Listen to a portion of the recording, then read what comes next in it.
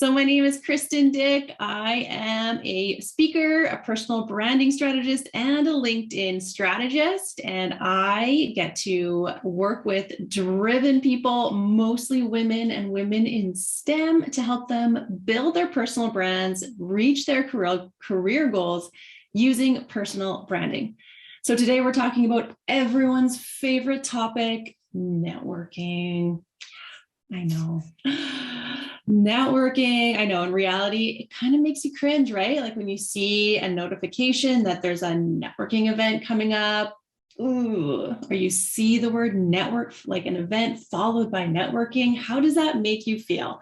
I know my emoji. Drop your emoji for how that makes you feel. I want to see it in there. Okay, so my emoji is the like, ooh, one. Show me what yours is. So today, that's what we're talking about. We're talking about networking in the non-cringe way. So I want to share with you what it means to network in a non-cringe way. There's actual ways to do it. Why doing it in those ways is actually better, more effective, better for promoting yourself and advancing your career.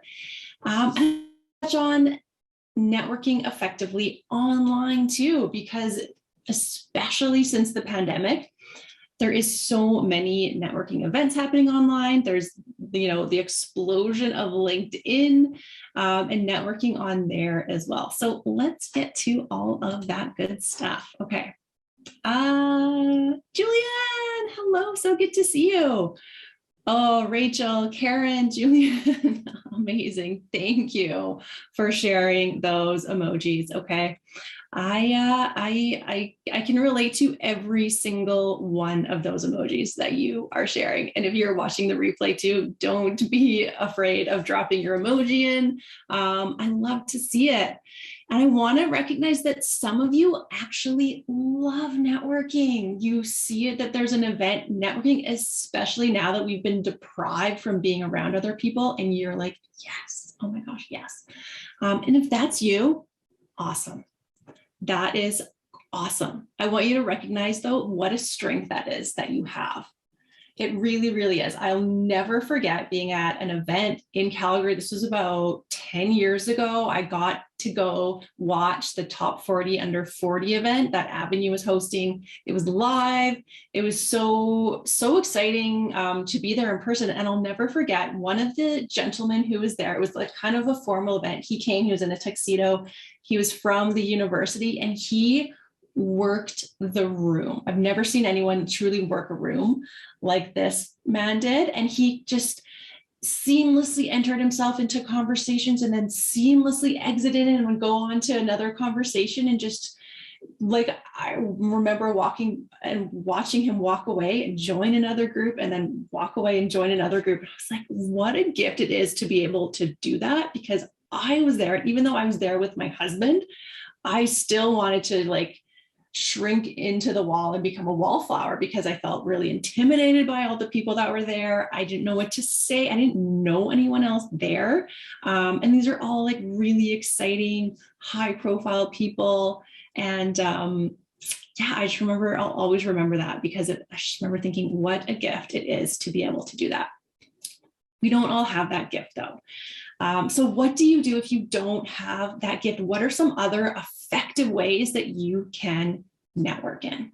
And networking, as we know, is really, really important. I know there's that saying, your net worth is your network. And there's some like connotations that come up with that too, but really, there is a lot of value in having a strong network. And it's not about, your net worth. It's about having relationships and it's about having people who trust you. And it's about having other people that you trust. And what it looks like when you have a strong network is people come to you for your support and you happily give them your support, your advice, you make introductions for them. And when the time comes when you need some support, you can easily contact these people because you trust them. They know and trust you. They're familiar with you and who you are, what you're all about, and they're happy to help you. That is what a strong network looks like. And it is incredibly, incredibly powerful. It's one of the ways that I say that you can future-proof your career. There's so much uncertainty in the world right now. And right now, it looks so promising in some ways when it comes to our careers, because there's so many job opportunities out there. There's over 1 million jobs in the United States alone that are unfilled right now, professional jobs. I don't think that number is quite as high in Canada, but if you look on job boards lately, if you see the amount of hiring posts there are on LinkedIn, you know that there's some great opportunities out there. But we've all lived through times. I graduated into a recession. We've all lived through times where it's not looking like that, right? And isn't it nice to know that you have people that you can turn to just to have a conversation with and vent, that understand your profession and your industry, or to say, hey, could you keep your eye out for me? Could you mention my name in rooms that I'm not in, and know that they're going to do that? Know that they'll actually do that without even you having to ask.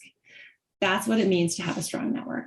And I want to share this one quote before I get into all the other good ways that you can network that I learned through a group that I network with, that I have a network in, IABC, the International Association of Business Communicators. One of the senior communicators in that group shared this quote, and it'll be familiar to you. You'll know why, but it's that do not ask what your network can do for you, but what you can do for your network. I'll write that down in the comments later. That sounded a little bit wobbly because I sometimes reverse it. But do not ask what your network can do for you. Ask what you can do for your network. So it's a play on that very famous JFK Jr. quote that we all know.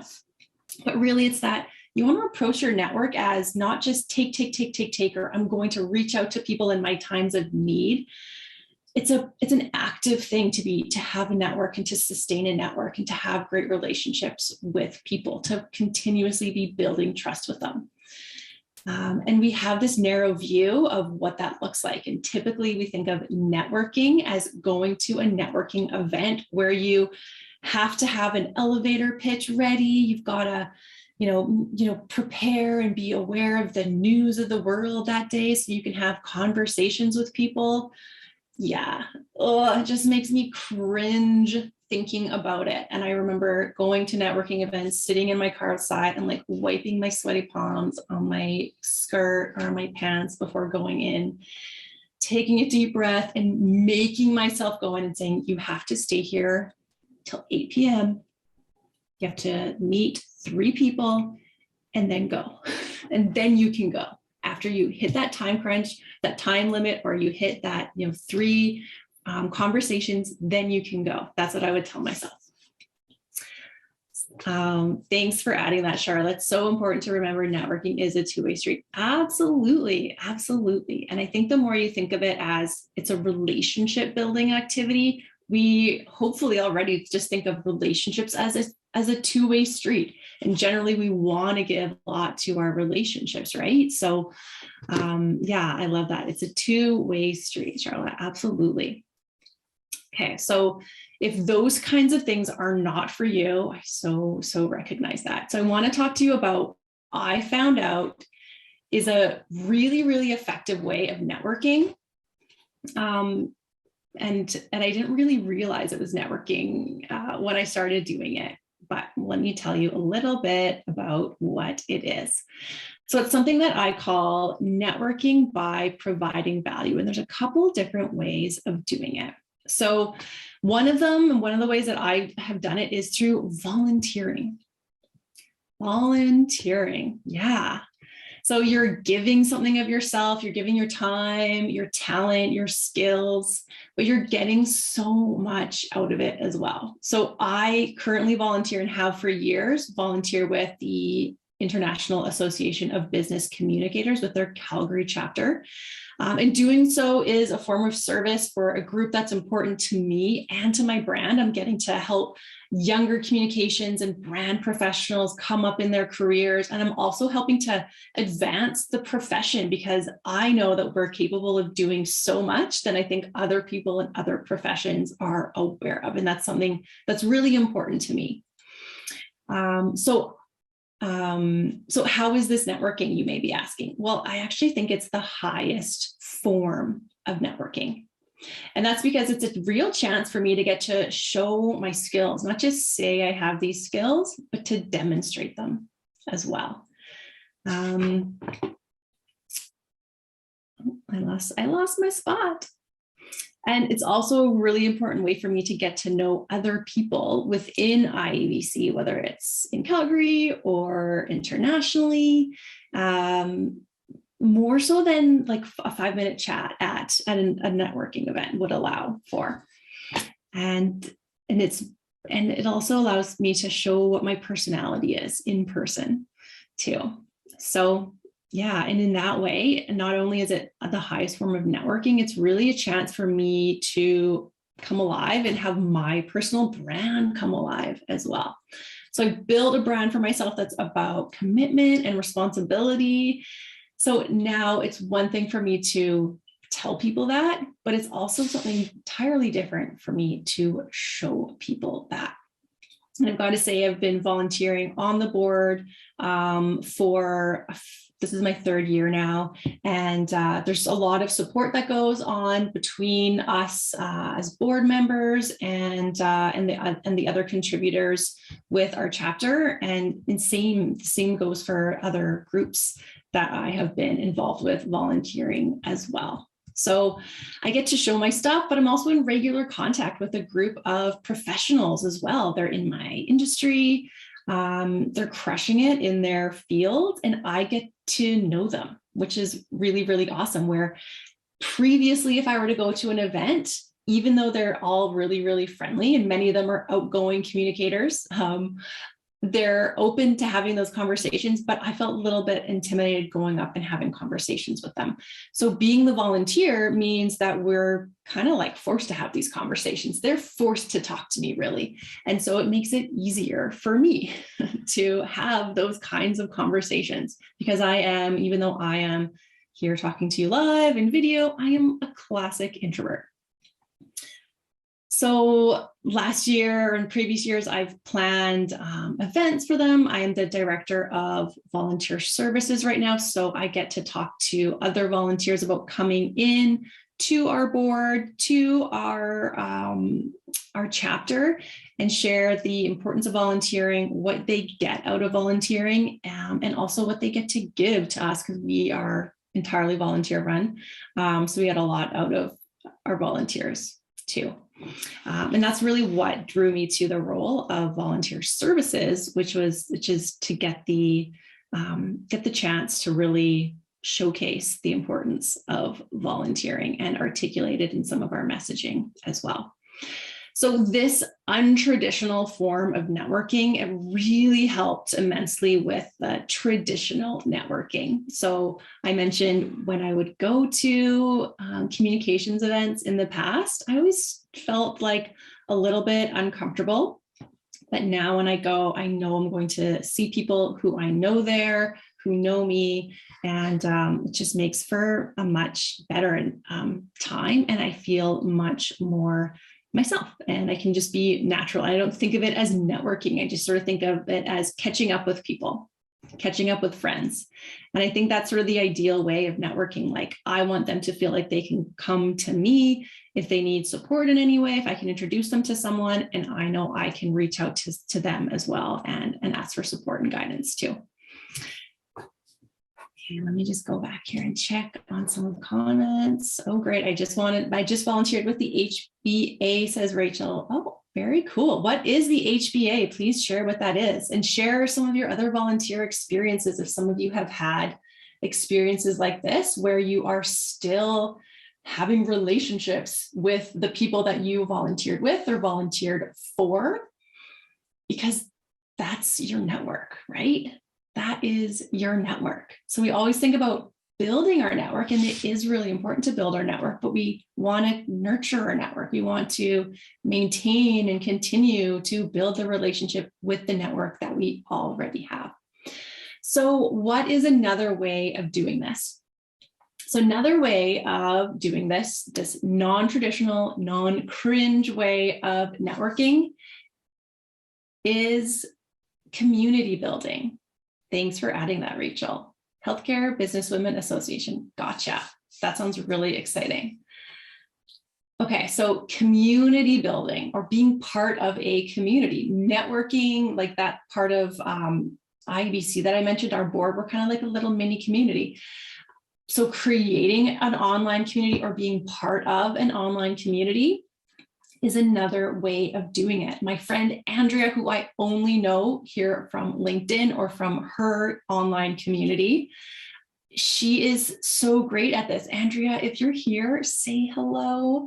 Andrea does a great job. She's created a Facebook community where she's called Women in Brand Strategy. And she does this so well. She's created really interesting conversations. She gives a lot of time to this. And I know it's not her design business isn't her only business either, but I know that she's getting a lot out of it as well. And so even though her and I have not met in person, I feel like I'm excited to hopefully get to collaborate with her one day, to recommend her to people in my network for her expertise in fashion and in brand strategy and design. So that's another way. And you don't necessarily need to create your own community. You can, but you don't have to. What you can do is look for other online communities. This one that I'm talking about is inside a Facebook group, one that just feels like a natural fit. You kind of have to go through a few before you find one that feels like it suits you, like you feel like, oh, I fit in here.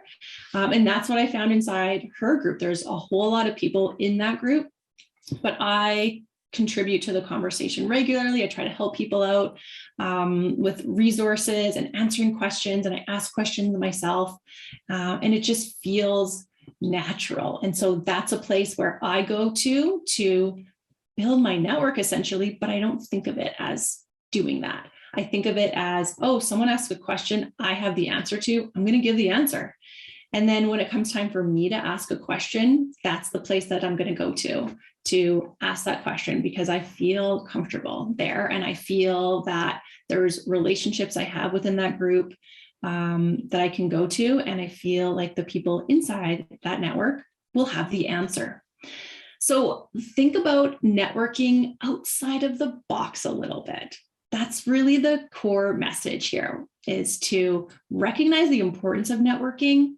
You don't have to go to these networking events, especially because we're going to start to see a whole lot more of them pop up lately. You don't have to go to them, but find your own way of networking, of building your network. You do have to seek it out. You got to try on a couple things for size, but it's totally worth it in the end. And I want to touch on online networking as well, because I can't talk about networking without talking about online networking, because it would be a huge miss of mine. So online networking is really like taking over. It's really big right now. I mean, for good reason. We've been virtual for so long now, but also remote work has grown, and it doesn't appear to be stopping. There's a ton of remote jobs out there that are available right now. The freelance or the gig economy is continuing to grow as well. So when you think about networking, think about in person for sure, but also make sure you've got the online part coming on too. Any tips for networking with people you haven't spoken to in some time? Even years? So that's a really great question, Rachel. So you might be thinking of people who are previous colleagues that you're thinking, oh, I should really reach back out to them. Yeah, and you should reach back out to them. And I think you could say, hey, I was thinking about you the other day, curious to know how you fared in the last couple of years. I'd love to have an update. Or, I was thinking about our time together at X. I was reminded of it because of, a certain event or a certain article that you saw. You could send them that article and invite them for a virtual chat, something like that. That's something that I recommend. And so you don't necessarily have to go find a new network. You can just sort of look back at your current and your previous colleagues, the people that you also currently volunteer with or used to volunteer with. Those are some things that you can do as well. Okay, so networking online. So what does that look like? Well, there's those groups that I was mentioning. There's those communities, those online communities. I have been thinking a lot about creating an online community here on LinkedIn. I've tried a few groups on for size. I haven't quite found one that I feel really fits for me or one that's active. So I'm kind of curious if any of you have, let me know. If you have, drop the link to it and let me know if you'd be interested in joining a community that I create as well, because that has been something that's been on my mind for quite some time now. So LinkedIn is also a huge place to be networking. And I think it's important that we take the good part of networking, not the cringe part, the good part of networking from, the traditional way of networking into the LinkedIn world of networking. Because we all know what it's like when someone sends you a connection request or they send you an email and they're saying, hey, sign up for our MBA program, or, hey, I'm selling this, you should check it out. And here's a link. And then they, follow up a bunch of times. That is not how you would go about networking in real life or having a conversation with anyone in real life. And the same thing goes for here. Exactly, definitely, for sure. Yes. Okay. So it sounds like you agree. You've seen a lot of these things. That's the way that you don't want to do it. And I know there's people out there who are telling people to do this.